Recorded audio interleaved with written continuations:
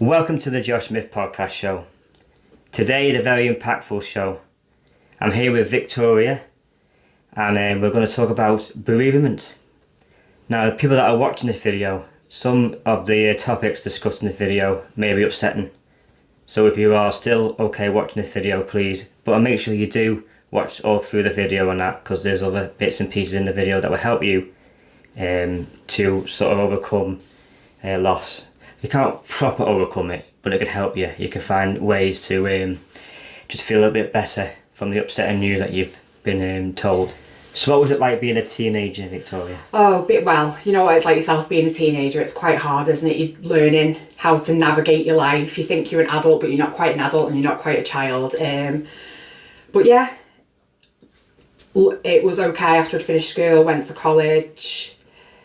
And kind of after I left college, I kind of fell into a job role, which was with children. That's my that's my qualifications. I am qualified in childcare. I've always been passionate about childcare. It's all I've ever really done. So literally I studied it in school, studied it in college, and luckily, as soon as I left college, I accidentally fell into a job. It was just an advert in a paper. And I was literally newly qualified, so I didn't think I'd get the job, but I was in that job. I worked for, they're called family hubs now in Halton, but they used to be called children's centres. So there's one in Brookvale Community Centre, there's one in Halton Lodge. Do you know Halton Lodge Children's Centre by St Chad's? And next door to the school, I used to work in there. There's one in Halton Brook. So that's basically what I've done. That's my qualification since I left school. So yeah. What college was it? I went to Riverside when it was down. Right, yeah, so that's how old I am. I went to Riverside. So yeah.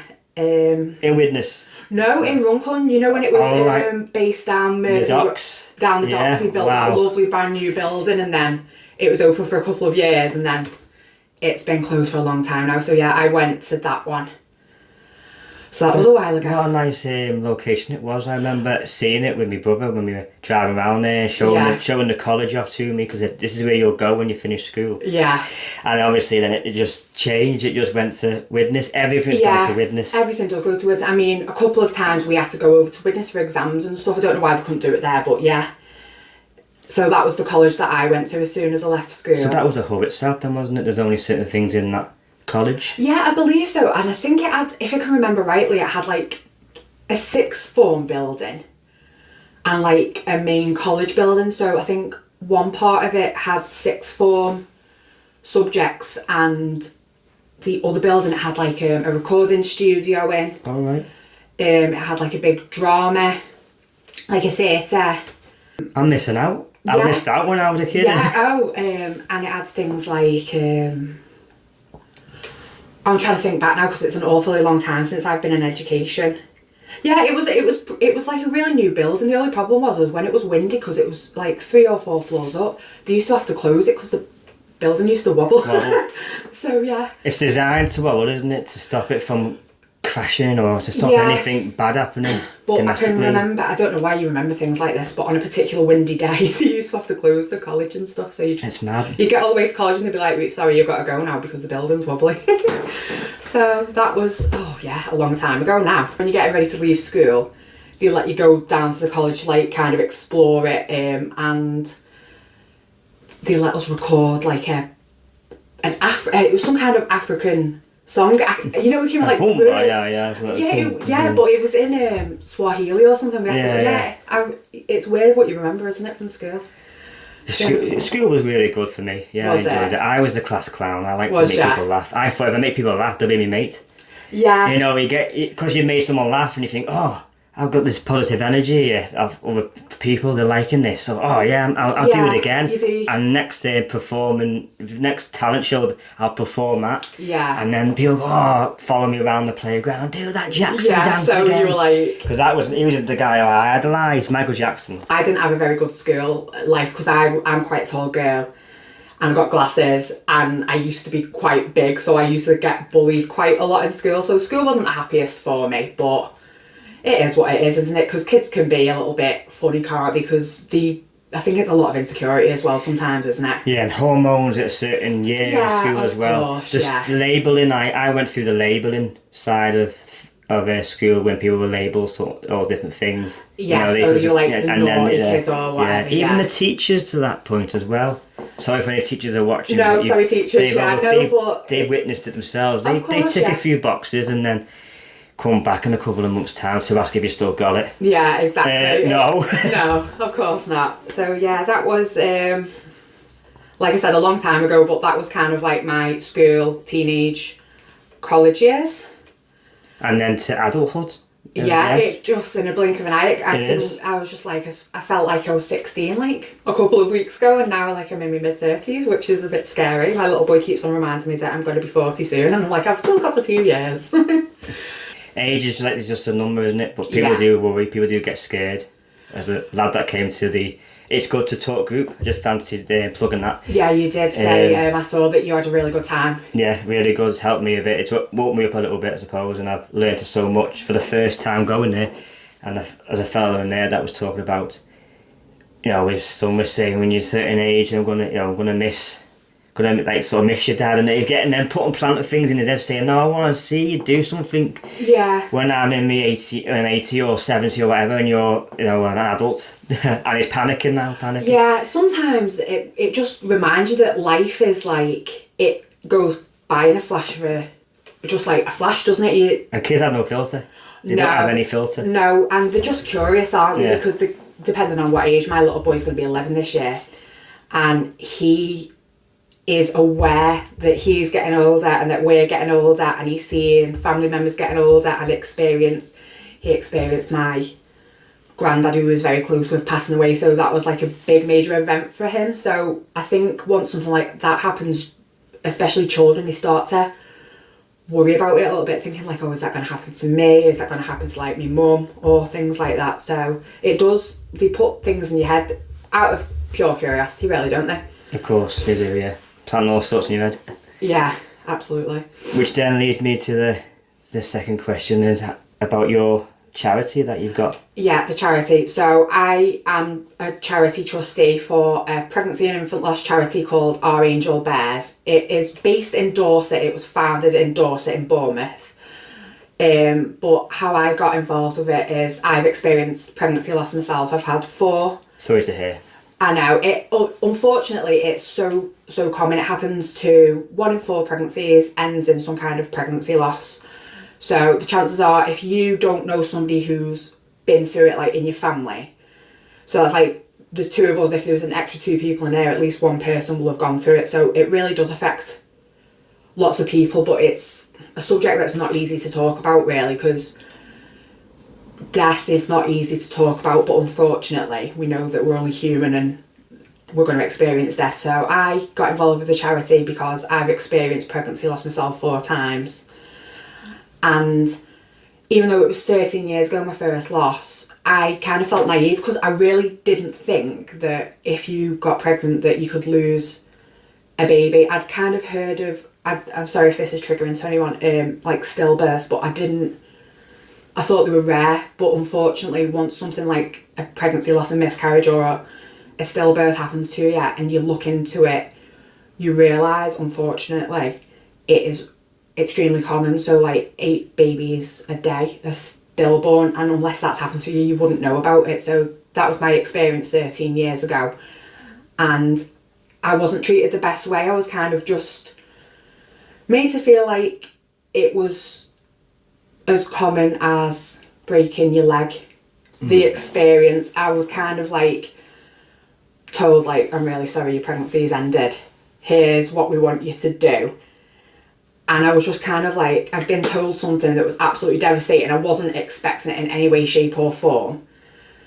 So to be bombarded with that information and made to me feel like I had to make a decision there and then, when I hadn't got my head around it, it was really quite difficult. So I had to go and seek support myself, because there was not even a leaflet or anything. I wasn't even given a leaflet. I was given a piece of paper explaining medical procedures, but I wasn't told what had happened to me, kind of thing, or if there was an explanation and reasoning for it, which turns out there's not.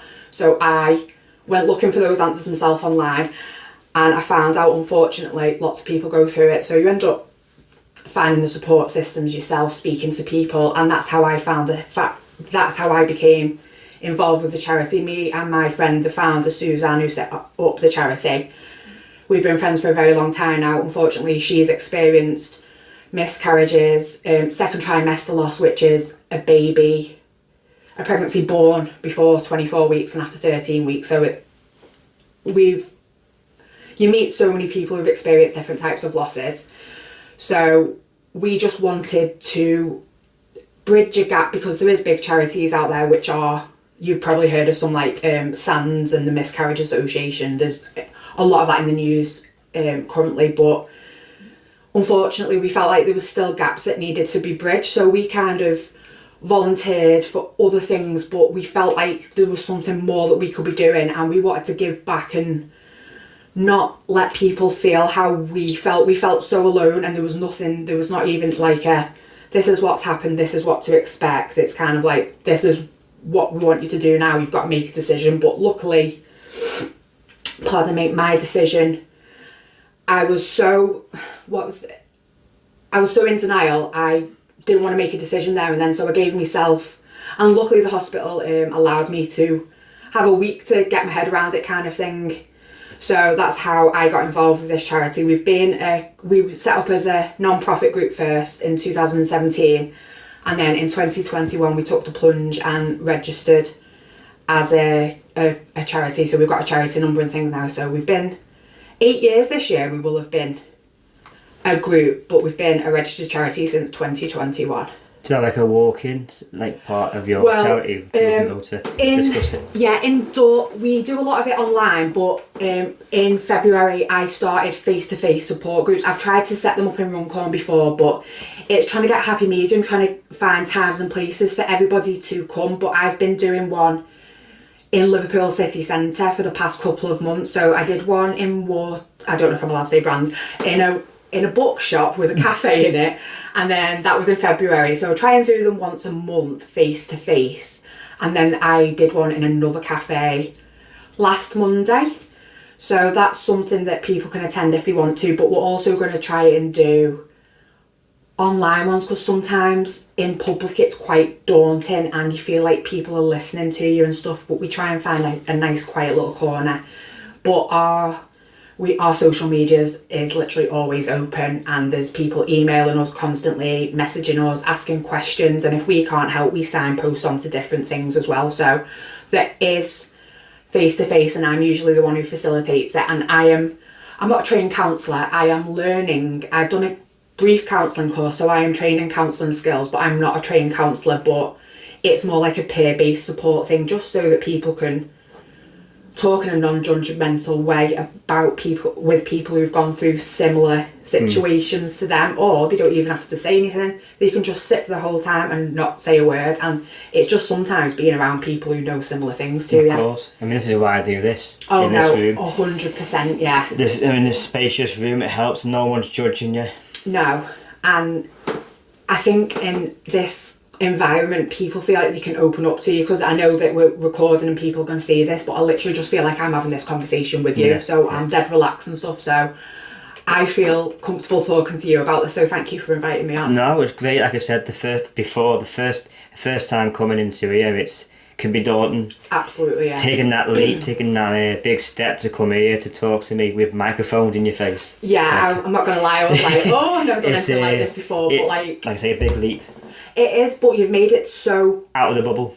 Yeah, exactly, and it's so, you've got like a really calming essence, so I feel like you can talk, and I mean, I can talk and talk and talk, but I feel like relaxed and able to talk to you as well, which is quite good, and you're allowing me to just yap on, so that's also good as well. It's great, and you go through all different types of symptoms. Absolutely, in the brain, and like I haven't really lost anyone very close. I don't want to touch about because I don't want that to happen. Like we've said, life is very, unfortunately, limited, isn't it? So at some point in your life, you're going to experience a bereavement close to you. So obviously, I've lost 4 pregnancies, and 2 years ago, my granddad passed away from cancer, and I helped my mum nurse him at home, and that we got to be with him till the very last moments and stuff. Well, at least my mum did anyway. We all went home and he decided to do it quietly while nobody else was there apart from my mum. So yeah, at some point unfortunately you're going to experience the passing of somebody you love, and it's a shock. And they say that there's stages of grief, and you kind of think that it's linear, but it's not. Things like, it can just hit you at any time. Things like, I don't know, you can see someone in a shop.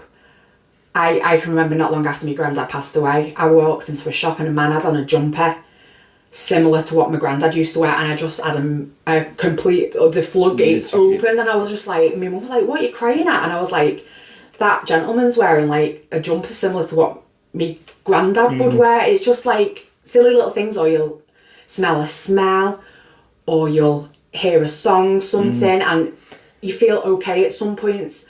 But it's like, grief is like imagine like a big squiggle on paper. Some days you'll feel like you can take on the world, and then other days you feel like the pain is too much. You don't know how you're gonna possibly get on with your day. But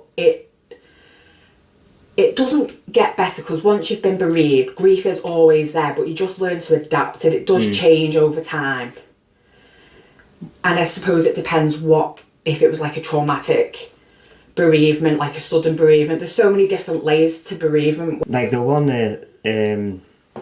stage of grief is denial. 100%. It's an eye opener here, and actually say I'm denying that they've passed. Yeah.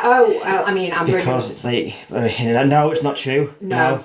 Well, I know this was like starting off on pregnancy loss, but I'm bringing it back to my granddad again, because that has been my most recent experience. The day my granddad passed away, even though I knew that he was dying of cancer, that day, the day he actually passed away, he was very perky, and they call it a rally, and that's sometimes what people who are going to pass away do. He asked me if there was any cake, and he hadn't been eating, and I said, we've not got any cake. So I went into the fridge and got him, I think it was like a yoghurt or something like that, or a chocolate mousse it was, and he wanted a cup of tea, and he hadn't really been eating or drinking, and I didn't think anything of it. I thought, he must just be having a good day. And then he asked for a paper, and then they'd say I left him at 11:30, and then my mum came, and I said to him, right, I'll see you later, because I would go and be with my little boy for a bit and then come back in the evening with my mum, because my mum moved in with him.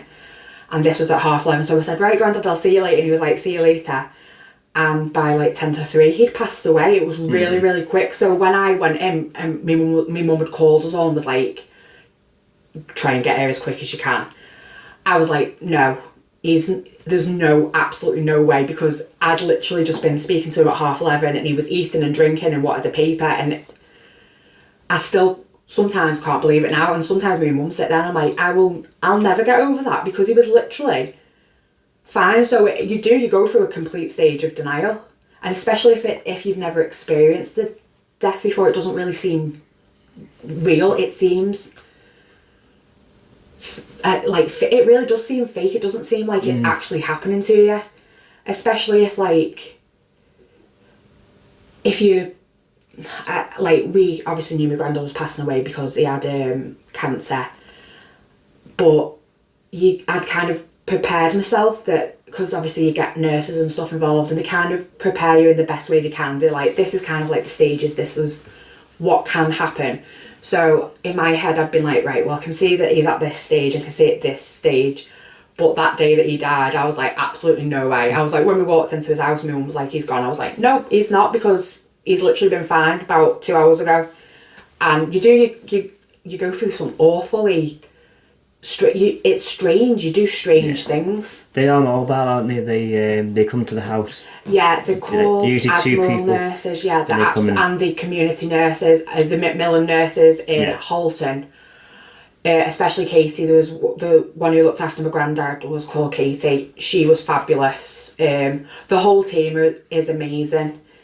But yeah, they come out to your house. They just can come and chat to you. But no, Katie from Macmillan was just superb. I'll always remember her for the rest of my life as well. They're all amazing, but you kind of get assigned one to your family, and it was Katie who looked after my granddad.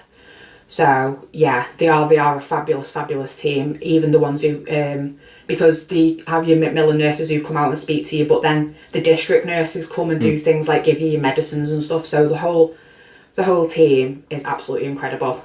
could be overwhelming at times to so many people, but they're coming here for a good reason. Yeah. But it's good knowing that there's other people that are bringing the medication as well, like you just said, yeah.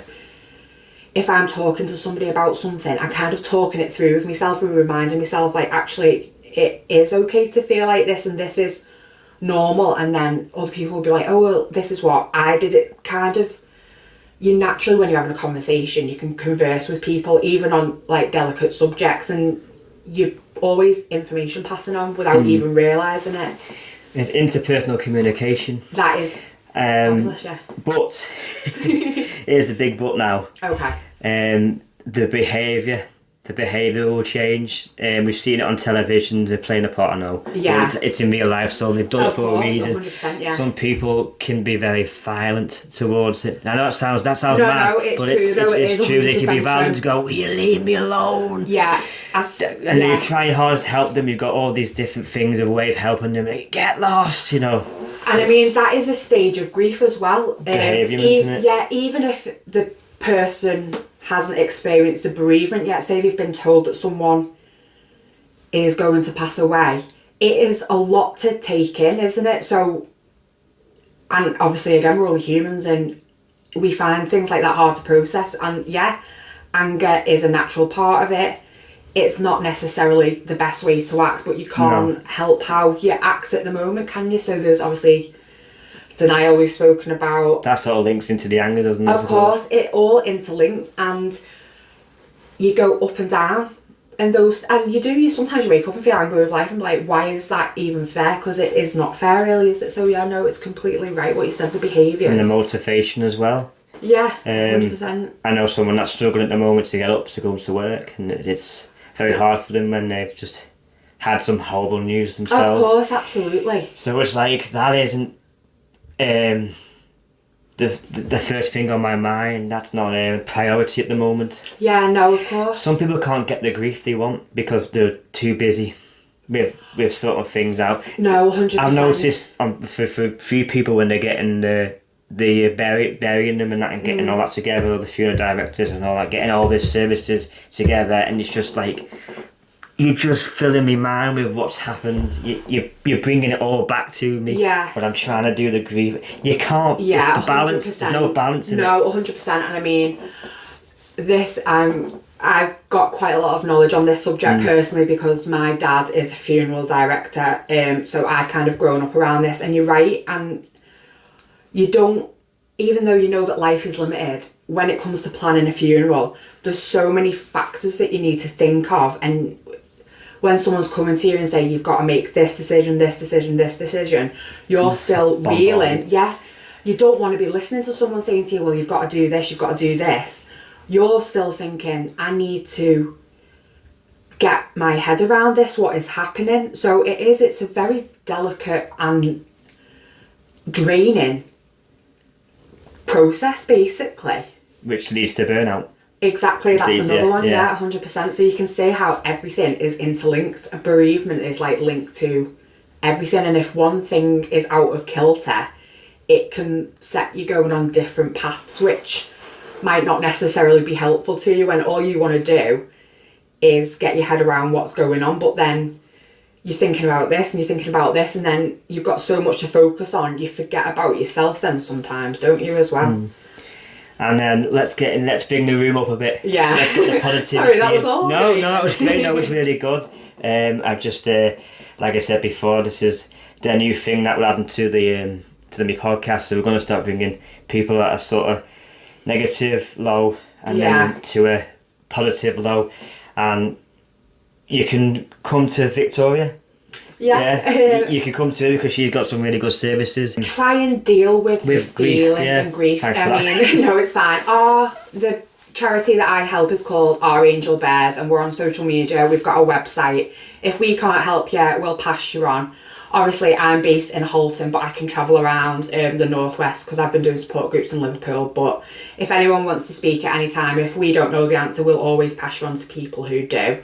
So that's our service. But there's so many good local services around as well. There's based in Halton Lee Library, the Bereavement Cafe. Anyone can attend that for any kind of bereavement. It's in Halton Library once a month, and then I think it's twice a month in St Marie's Church in Lugdale Road in Widnes. So that is a really good local resource. That is not led by counsellors or anything. Again, that's another peer-led thing. So if people are interested in that, if you just put on Halton Library, if you go into a search engine, put Halton Library, Bereavement Cafe, and all the details for that will come up as well. So that's a really useful resource for people who are struggling. And obviously there's really good websites out there. There's one called ataloss.org, and that's got loads of different resources for different types of bereavement and grief.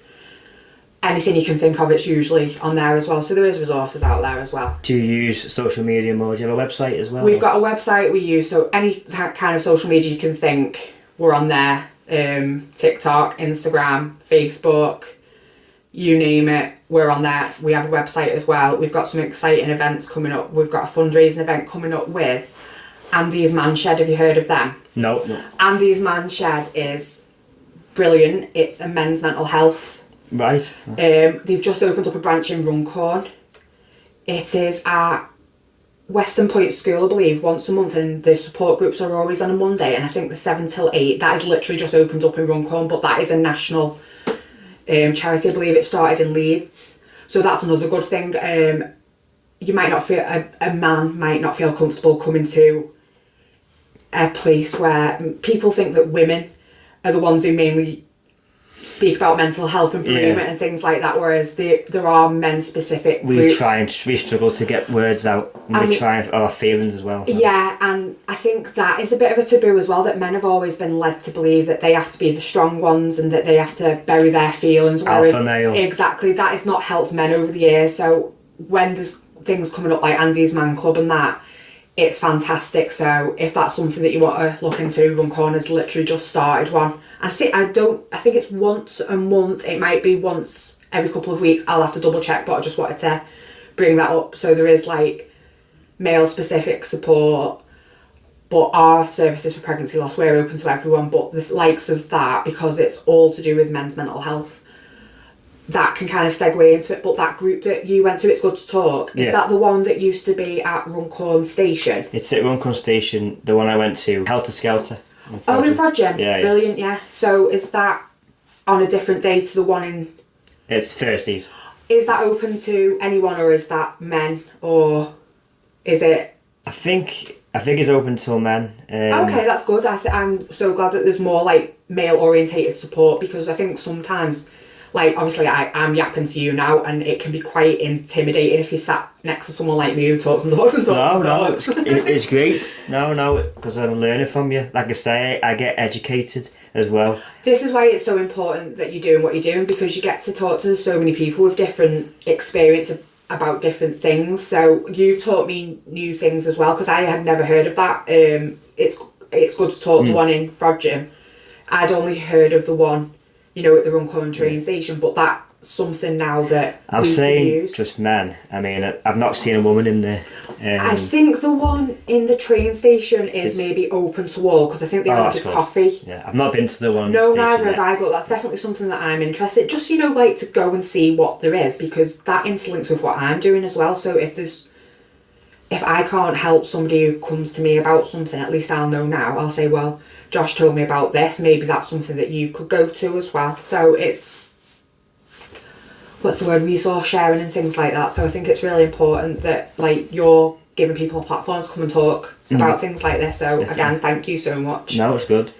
And you were mentioning about FND before. Oh yeah, functioning neurological disorder. The only reason why I'm thinking of that is I've got a good friend, one of the mums at school, has recently been diagnosed with it, and her life has been completely turned upside down, and there's not a lot known about it. No, I'm clueless on it, to be fair. Yeah, so basically it is a neurological disorder, but it affects things like your body. I think they thought she'd had a stroke or something at first. She lost mobility for a while. She has to go to physiotherapy, and that's obviously changed the way she feels mentally, because now sometimes she has to use a mobility scooter, and she's only quite young. She's only, I'd say, please don't kill me, early 40s I'd say that she is. So now she's like, I feel like sometimes I literally can't walk, I've got to use my mobility scooter. So her mental health has been completely turned upside down as well. So there's just, everyone unfortunately now has got some kind of,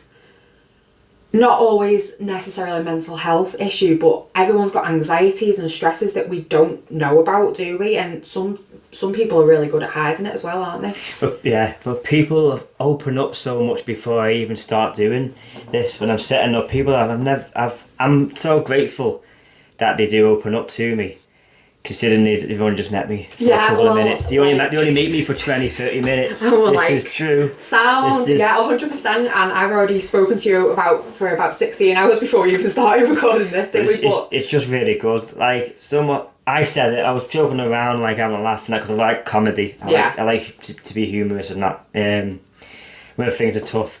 I'm like the counselling podcast is like one-to-one. I'm not even a counsellor. No. It just comes to me But just being able to sit and converse with somebody and to be able to speak freely really helps, and have someone who is like genuinely listening to you, even if you don't necessarily understand or have not gone through it yourself. Just giving people the platform to be able to come and do this, I feel like so high now, being able to speak to, even though the subject matter has been... I'm like a drug.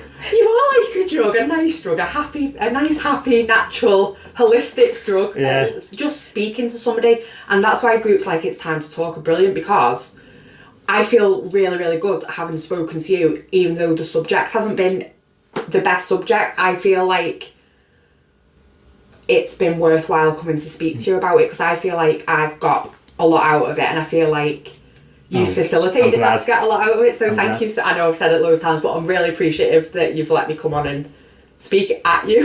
No, it's great. How is your overall emotions today? If that makes sense. Yeah. I was really, really nervous before coming, as you know, because I said to you, I don't know what to expect, but you put me at ease straight away, and I feel genuinely really, really good and like on a high now as well. So it's because of who you are as a person as well. You've made me feel like really relaxed, and I've seen a couple of the other podcasts and everyone is dead like chilled with you. Again, thank you. No worries, yeah. So all your links that you mentioned before, again, we'll repeat them. So I'll put them down the video as well, but for anyone else. And I know you mentioned loads of names. You can now mention the book in Liverpool. The bookstore. That would be good, because someone might want to come to that. Okay, so the support group venue has changed. I did the first one in Waterstones, but that was quite busy. So the one I did last Monday was in a nice, quiet, independent coffee shop in Liverpool. But if anybody does want any details about it, I've been doing it once a month in the afternoons in Liverpool. But we are going to be trying to do online support groups in the evening. It's hard trying to cater to everybody, but the charity's got its own separate Northwest group, so if you wanted to join that and speak to me specifically through that, if you search for Our Angel Bears Northwest, that Facebook group will pop up and you can feel free to join. And it's private, so you can post anonymously if you don't want to be known and you're too embarrassed or frightened to ask a question. So everything's anonymous if you wish it to be, or if you feel confident you can just be as yourself. You don't have to be anonymous, or you can message the Facebook page, which is completely more private because you're talking directly to the admin team. So whatever you feel comfortable with. There's that. People have contributed so much and helped you out as well.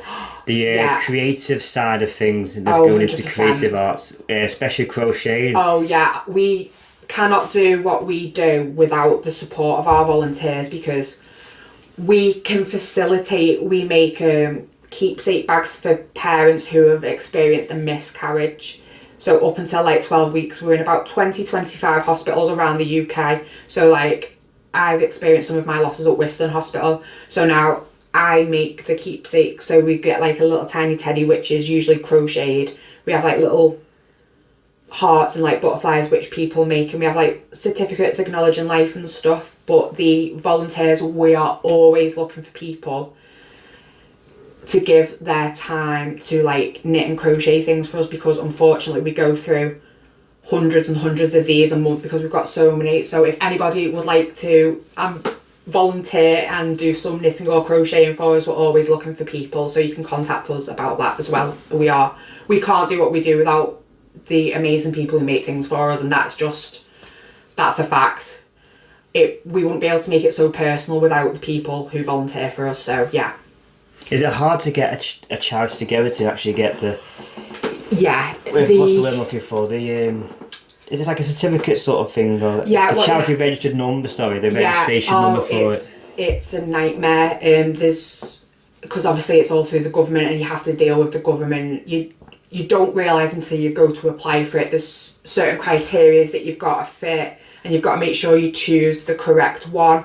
And once you're actually set up as a charity, you've got to be aware of things like filing it for money and things, and you have to send a yearly report to the government, and that's just so that they can check that you're doing what you set out in they call it a constitution. So basically you tell the government, this is what this charity is for, these are the purposes, this is what we set out to do, and they say, okay, that's very good, show us that you're doing what you're doing. So any little thing you do, so if we do a fundraiser like in June, a company is setting up a fundraising event for ourselves, and it's going to be wonderful. It's like a 2-course sit-down meal. There's going to be singers, there's raffles, there's auctions, and the money is getting split between ourselves and Andy's Man Club Warrington. So things like that, we'll have to put that in our report next year. So every little thing you do, and it's just to basically show your achievements or your losses. So sometimes, because we're a small charity, people don't necessarily always want to donate to smaller charities because they're a bit more wary, but we are regulated. So people have heard of like Cancer Research UK and like Alzheimer's Society and things. So people hear the big names which have been around for a long time and are more inclined to donate to them because they're more well known. But smaller charities as well are just as regulated as so you've got to be accountable to the government. I didn't realise how much paperwork it was until you're actually applying for the process. But the government, the charity commission does support you quite a lot, but you've just got to be... There's lots of nuances to setting up a charity, and you don't really... You've got to have a good team of people behind you who've all got the same goal. But setting up a charity is not easy, as I found out as I was helping to say it. Not easy, but it's worthwhile, 100%. So we're always looking for volunteers to not necessarily do the paperwork or things with, but just help by like crocheting or knitting or any kind of crafty stuff, and speaking about the subject, which is a hard one to talk about. So if anyone is interested in giving like 5 minutes a day, even 5 minutes a day is all that some people can give, and that is fantastic. So what can the bereaved parents expect when they come into the centre? Well, expect the unexpected, because you don't know how you're going to feel. It is a big thing coming to speak to somebody, and it depends on how raw and recent you are into it. Sometimes we've been unfortunately contacted quite a lot recently for people whose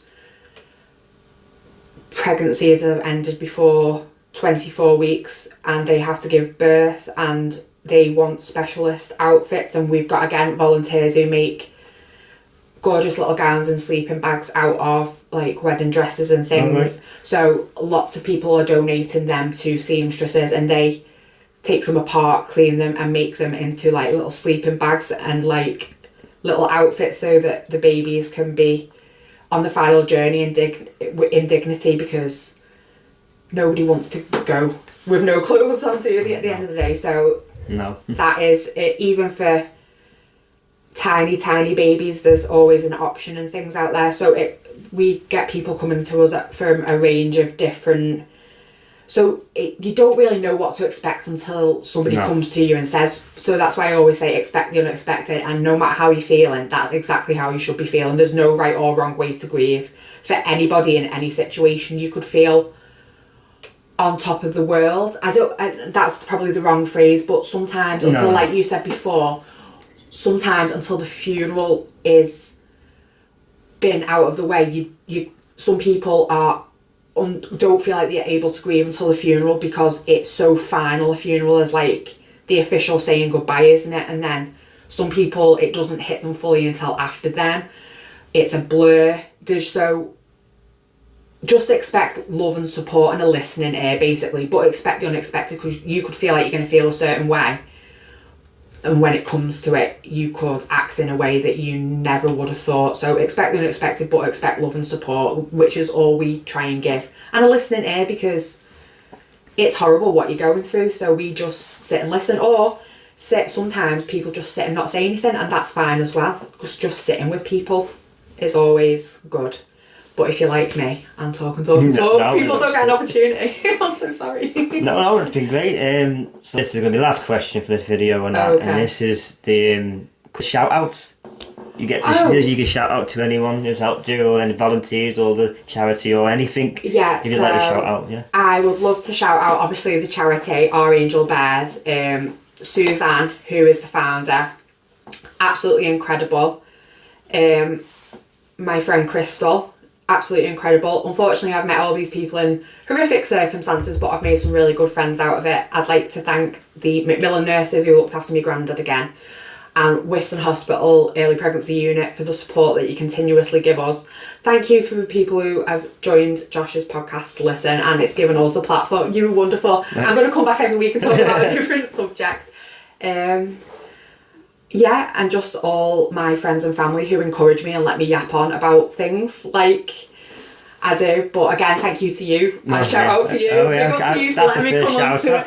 Oh, well, you deserve a shout out. Yeah, no, honestly, I've had a really nice time. Even though it's not been a nice subject, you've allowed me to come. Shout out to you. Thank you. So there are my shout outs for the day. Thank you. Thank you. Yeah, okay then, thank you very much for coming. Do a shake on it, you never shake on his hands. Yeah. No one does that to me anymore. I'm a hugger, you see, that's my thing. I'm a hugger. Thank you so much. No worries. All the links will be down the video. Yeah, brilliant. Thank you so much.